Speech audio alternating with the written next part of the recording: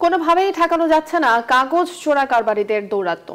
Bond সুবিধায় আমদানি করা কাগজ খোলা বাজারে বিক্রি করছেন অসাধু ব্যবসায়ীরা, ফলে কোটি কোটি টাকার রাজস্ব হারাচ্ছে সরকার। এই অসাধু ব্যবসায়ীরা এতটাই বেপরোয়া যে কালোবাজারি বন্ধে পরিচালিত অভিযানে হামলা চালায় শুল্ক গোয়েন্দাদের উপর। ভাঙচুর করা হয়েছে গাড়িও।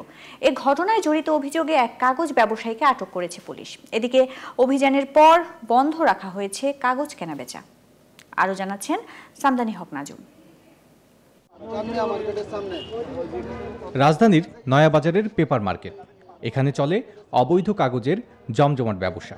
দিনে দুপুরেই কেনাবেচা হয় শুল্কমুক্ত সুবিধায় আমদানি করা কাগজ। বিশেষ ব্যবহারের জন্য আমদানি করা কাগজ খোলা বাজারে বিক্রিতে নিষেধাজ্ঞা থাকলেও তা এখানে বিক্রি হয় দেদারসে। কাগজের এমন কালোবাজারি বন্ধে অভিযান পরিচালনা করতে গিয়ে উল্টো হামলার শিকার হয়েছেন ঢাকা কাস্টমস বন্ড কমিশনারেটের কর্মকর্তারা।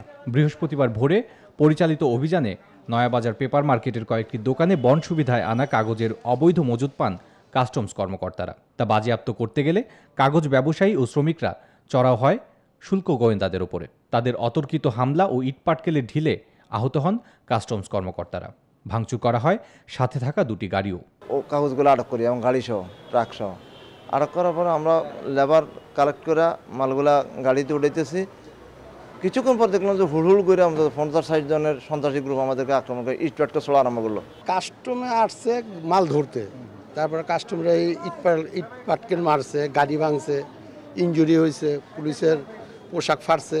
হামলার মুখে অভিযান ছেড়ে আসতে বাধ্য হন কাস্টমস কর্মকর্তারা। সরকারি কাজে বাধা দেওয়ার অভিযোগে বৃহস্পতিবার বিকেলে অজ্ঞাতনামা 50 জনকে আসামি করে কোতোয়ালি থানায় মামলা দায়ের করা হয়েছে। এ ঘটনায় একজন কাগজ ব্যবসায়ীকে আটক করেছে পুলিশ।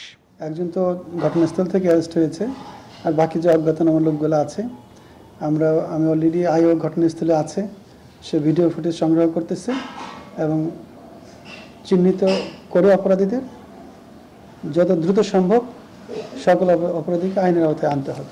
এ বিষয়ে কথা হয় বাংলাদেশ পেপারস ইম্পোর্ট অ্যাসোসিয়েশনের সভাপতি শফিকুল ইসলাম ভরসার সাথে। বলেন, কাগজ ব্যবসাকে বাঁচাতে দ্রুত বন্ধ করতে হবে এই কালোবাজারি। আমরা জোর দাবি করি সরকারের কাছে যাতে এই বন্ড মিসইউজকে বন্ধ করা যায়। সামদানি হক নাজুম, নিউজ 24, ঢাকা।